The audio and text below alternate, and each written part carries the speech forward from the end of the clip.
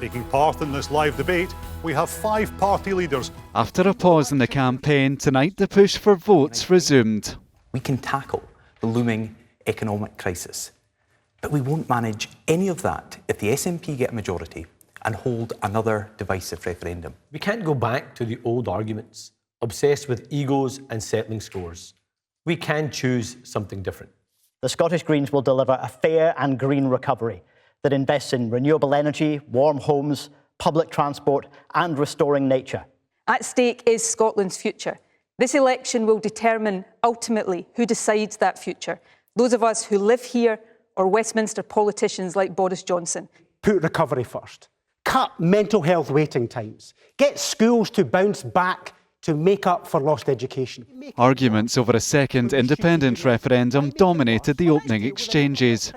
You are determined to open the wounds in the country that we had tried to close in the last few years. This is reckless. What we should be doing is focusing on making people's lives better, not dividing our community. That's your view and you're entitled to it, but the future of the country should be for people in Scotland to decide. That is democracy. What people are going to see already tonight is bickering about old arguments, which is people's own interest, not the national interest.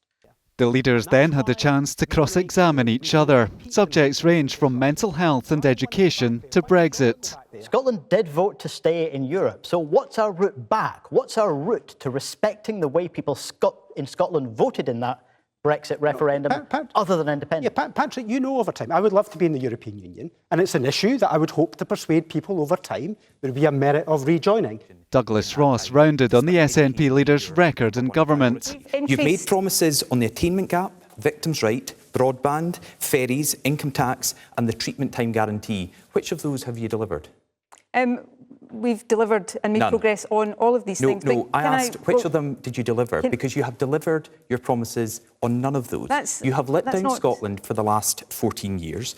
However, independence remains a recurring theme. If at this election Scotland returns a majority of MSPs who support, after the pandemic, Scotland having the right to choose independence in a referendum, do you think that vote of the Scottish people should be respected, or do you think Boris Johnson has the right to block it? I have no respect for Boris Johnson. You know that.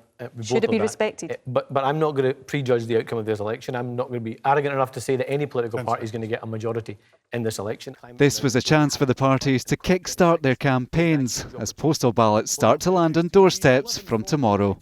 Ewan Petrie, STV News.